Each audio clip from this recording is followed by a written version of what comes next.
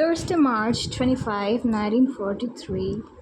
Margaret, mother, father, and I were sitting quite pleasantly together last night when Peter suddenly came in and whispered in father's ear. I caught the words, "A barrel falling over in the warehouse and someone fiddling with the door." Margaret heard it too, but was trying to calm me down since I'd turned white as chalk and was extremely nervous. The three of us waited while father and Peter went downstairs. A minute or two later, Mrs. Van Daan came up from where she'd been listening to the radio and told us that Pim had asked her.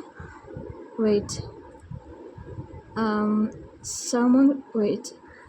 A barrel falling over in the warehouse and someone fiddling with the door. Okay. The three of us waited while father and Peter went downstairs. A minute or two later, Mrs. Van Daan came up from where she'd been listening to the radio and told us that Pim had asked her to turn it off and tiptoe upstairs. But you know what happens when you're trying to be quiet? The old stairs creaked twice as loud. 5 minutes later, Peter and Pim, the color drained from their faces, appeared again to relate their experiences. They had positioned themselves under this staircase and waited. Nothing happened. Then all of a sudden they heard a couple of bangs, as if two doors had been slammed shut inside the house. Pim bounded up the stairs while Peter went to warn Dussel, who finally presented himself upstairs, though not without kicking up a fuss and making a lot of noise. Then we all tiptoed in our stockinged feet to the Van Daans on the next door.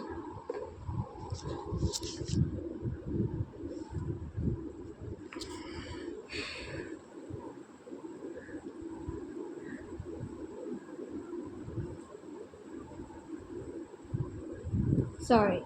Then we all tiptoed to our stockinged feet to the Van Daans on the next floor.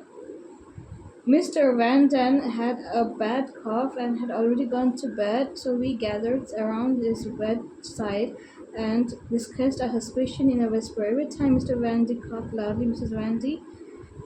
Vandy and I nearly had a nervous fit. He kept coughing until someone came up with the bright side idea of giving him codeine. His cough subsided immediately. Once again, we waited and waited, but heard nothing. Finally, we came to the conclusion that the burglars had taken to the hills when they heard footsteps in an otherwise quiet building. The problem now was that the chairs in the private office were neatly grouped around the radio, which was tuned to England. If the burglars had forced the door and the air raid wardens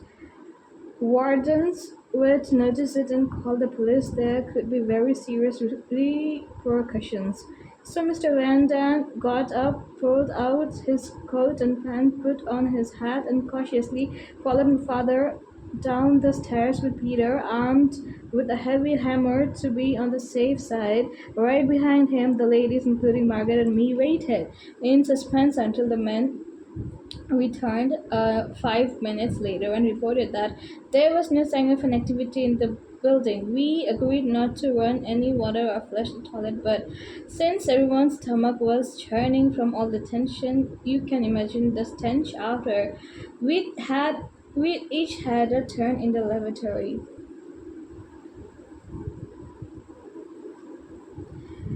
Incidents like these always accompanied by other disasters, and this was no exception. Number one, the Western Torrent bells stopped chiming, and I'd always found them so comforting. Number two, Mr.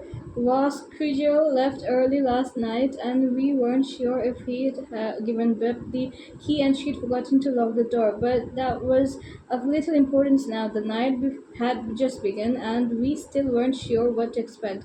We were somewhat reassured by the fact that between 8:15, when the burglar had first entered the building and put our lives in jeopardy, and 10:30 we hadn't heard a sound. The more we thought about it, the less likely it seemed that a burglar would have forced the door so early in the evening, when there were still people out on the streets. Besides that, it occurred to us that the warehouse manager at the CAD company next door might still have been at work. With the excitement and the Thin walls, it's easy to make the mistakes, make the sounds. Besides, your imagination often plays tricks on you in moments of danger. So we went to bed, though not to sleep. Father and mother and Mr. Duswell were awake most of the night, and I'm not exaggerating when I say that I hardly got a wink of sleep. This morning the man went downstairs to see if the outside door was still locked, but all was well. Of course, we gave the entire office a blow-by-blow account of the incident, which had been far from pleasant. It's much easier to laugh at these kind of things after and they've happened, and Webb was the only one who took ours seriously. Here's Anne. P.S. This morning the toilet was clogged and father had to stick in a long wooden pole and fish out several pounds of excrement and strawberry recipes, which is what we use for toilet paper these days. Oh, okay. Uh-huh. Afterward we burned the pole.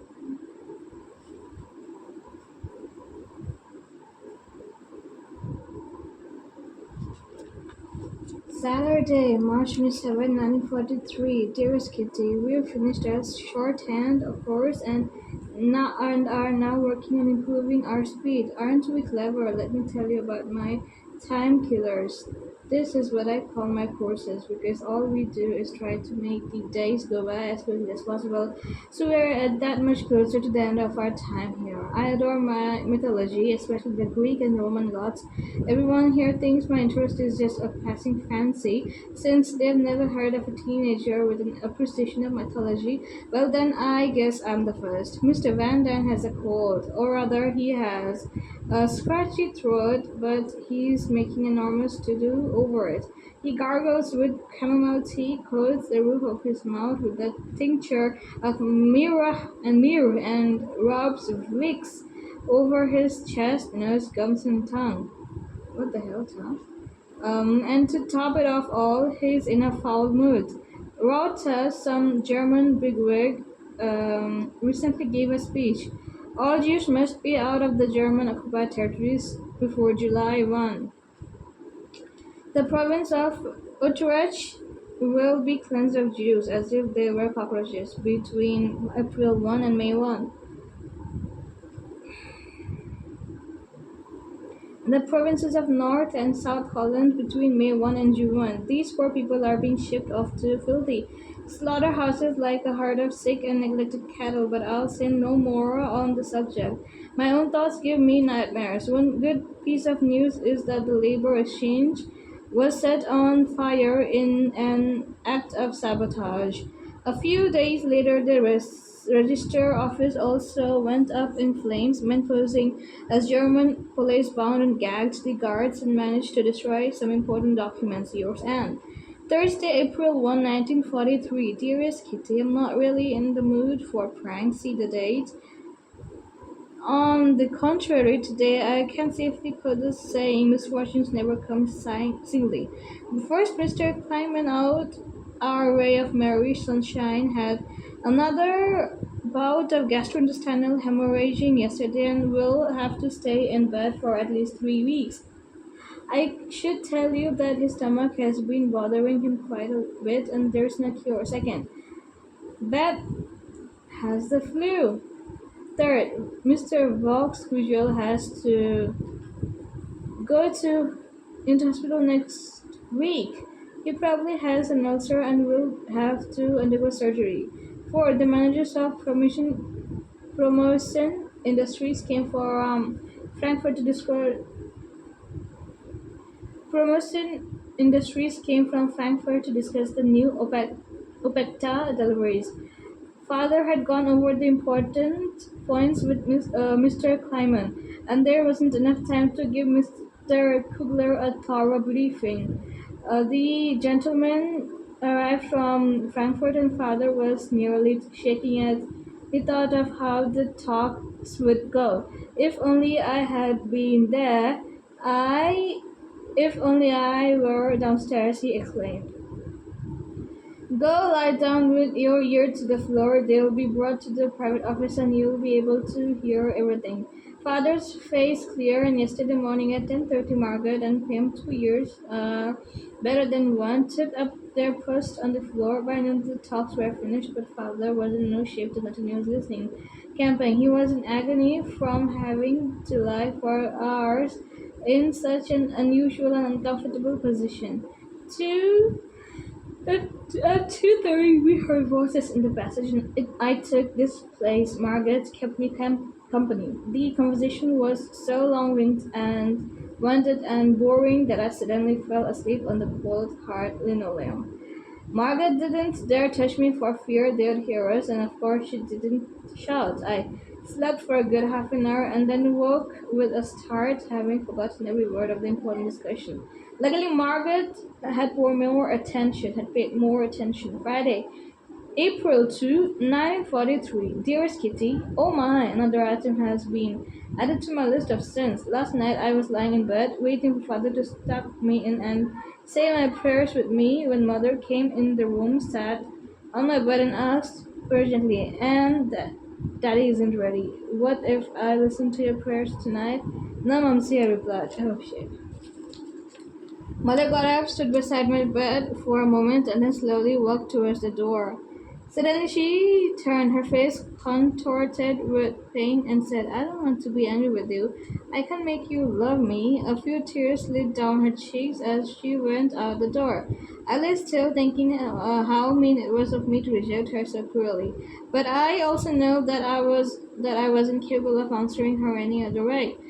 I wasn't.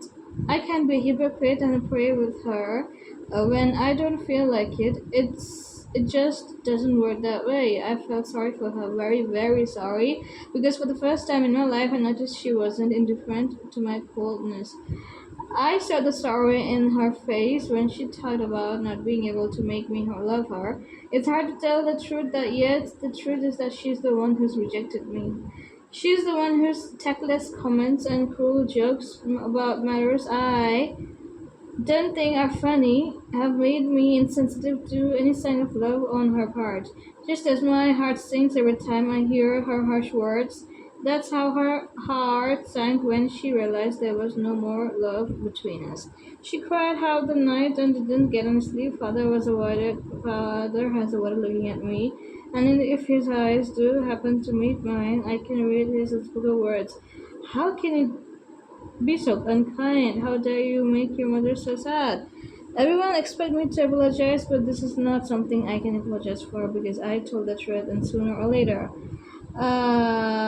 mother was bound to find out anyway. I seem to be indifferent to mother's tears and father's glances, and I am, because both of them are now feeling that what I've always felt.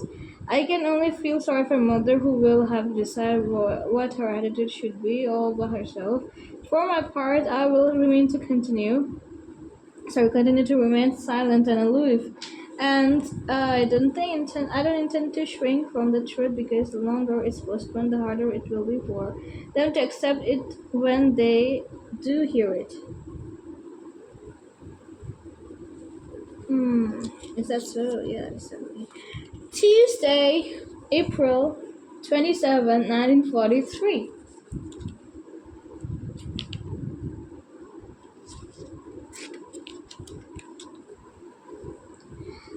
Dearest Kitty, the house is still trembling from the after effect of the quarrels. Everyone is mad at everyone else. Mother and I, Mr. Van Dam and Father, Mother and Mrs. Van Dam, traffic must wait, don't you think? Once again, Anne's usual list of shortcomings has been extensively aired. Our German visitors were back last year Saturday. They stayed until 6. We all sat upstairs, not daring to move an inch. If there's no one else working in the building or in the neighborhood, you can hear every single step in the private floor office. I've got ants in my pants again from having to sit still still so long. Mr. Vox-Squigel have been hospitalized, but Mr. Clemens back at the office. His stomach stopped bleeding sooner than it normally does. He told us that the register office took an extra beating because the firemen flooded the entire building instead of just putting out the fire. That does my heart good. The Carlton Hotel has been destroyed. Two British planes loaded with fire bombs landed right on top of the German Officers Club. The entire corner of Vi- Vigils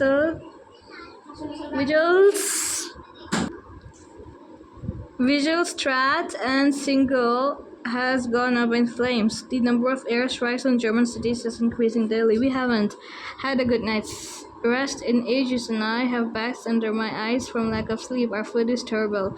Breakfast consists of plain unbuttered bread and ersatz coffee. For the last 2 weeks, lunch has been either spinach or cooked lettuce with huge potatoes that have a rotten, sweetish taste. If you're trying to be slim, the annex is the place to be. Upstairs, they complain bitterly. But we don't think it's such a tragedy. All the Dutchmen who either fought or were mobilized in 1940 have been called up to work in prisoner of war camps. I bet they're taking their precautions because of the invasion. Your son. Saturday, May 1, 1943. Dearest Kitty, yesterday was Dessel's birthday. At first, he acted as if he didn't want to celebrate, but when Miep arrived with a large shopping bag overflowing with gifts, he was as excited as a little kid. His darling Lodge had sent him eggs, butter, biscuits, lemonade, bread, cognac, spice cake, flowers, oranges, chocolate books, and writing papers. He piled his presents on a table and displayed them for no fewer than 3 days. The ridiculous old fool. You mustn't get the idea that he's starving. We found bread, cheese, jam, and eggs in his cupboard. It's absolutely disgraceful that Dissel, whom we have treated with such kindness and whom we took in to save from destruction, should stuff himself behind our back and not give us anything. After all, we've shared all we had with him. But what's worse, in our opinion, is that he's so stingy with respect to Mr. Kleiman, Mr. Voskugel and Beb. He doesn't give them a thing. In Dissel's view, the oranges that Kleiman so badly needs for his sick stomach will benefit his own stomach even more. Oh shit. Tonight, the guns have been banging away so much that I've already had to get away from my belongings 4 times. Today, I packed a suitcase with the stuff I'd need to in case we had to flee. But as Mother correctly noted, where would you go? Oh shit. All of Holland is being punished for the workers' strikes. Martial law has been declared and everyone is going to get one less butter coupon. What naughty children! I washed Mother's hair this evening, which is no easy task these days. We have to use a very sticky liquid cleanser because there's no more shampoo. Besides that, Mom's had a hard time combing her hair because the family comb has only 10 teeth left. What the hell? Okay, yours and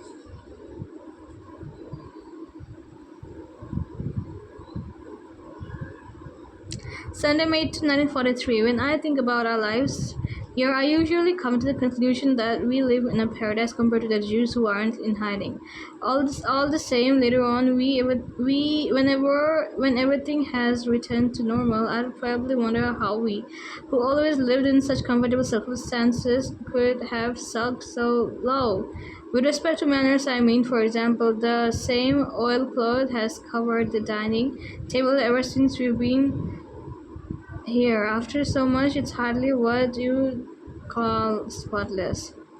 I do my best to clean it, but since the dishcloth was also purchased before we went into hiding and consists of more holes than clothes, it's a thankless task. The Van Dans have been sleeping all winter long on the same flannelette sheet,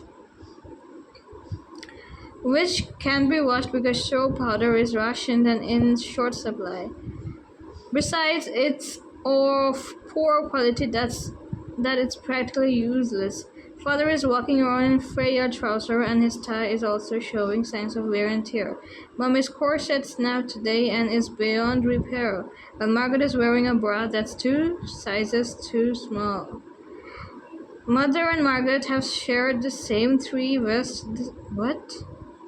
Mother and Margaret have shared the same 3 vests the entire winter, and mine are so small they don't even cover my stomach. These are all things that can be overcome, but I sometimes wonder how can we lose every possessions from my underpants to father's shaving brush is so old and worn. Ever hope to regain the position we had before the war?